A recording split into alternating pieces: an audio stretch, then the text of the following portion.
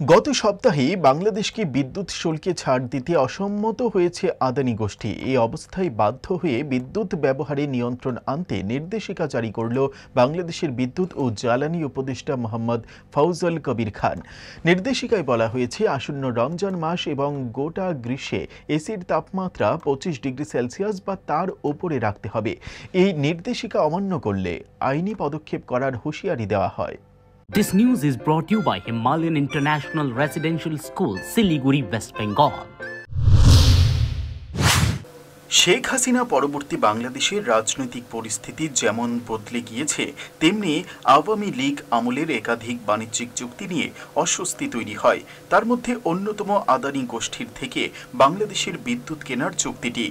একদিকে যেমন ইউনূস সরকারকে বকেয়া দেনা শোধ করতে চাপ দেয় আদানি গোষ্ঠী, অন্যদিকে ঢাকার তরফে বিদ্যুতের অতিরিক্ত বিল নিয়ে অভিযোগ করা হয়। শুল্কে ছাড়ের দাবিও জানানো হয়েছিল, যদিও রয়টার্স সূত্রে জানা যায় গত সপ্তাহে অসম্মতির কথা জানিয়ে দিয়েছে আদানি গোষ্ঠী। এ অবস্থায় বাধ্য হয়ে বিদ্যুৎ খরচের হ্রাস টানতে নির্দেশিকা জারি করল অন্তর্বর্তী সরকার। বাংলাদেশের বিদ্যুৎ ও জ্বালানি উপদেষ্টা মোহাম্মদ ফৌজুল কবির খান এক নির্দেশিকায় জানিয়েছেন, এসির তাপমাত্রা 25 ডিগ্রি বা তার উপরে রাখতে হবে।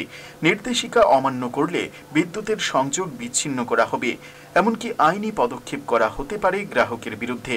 ফৌজুল কবির খানের কথায় এর ফলে 2 থেকে 3 হাজার মেগাওয়াট বিদ্যুৎ সাশ্রয় করা যাবে।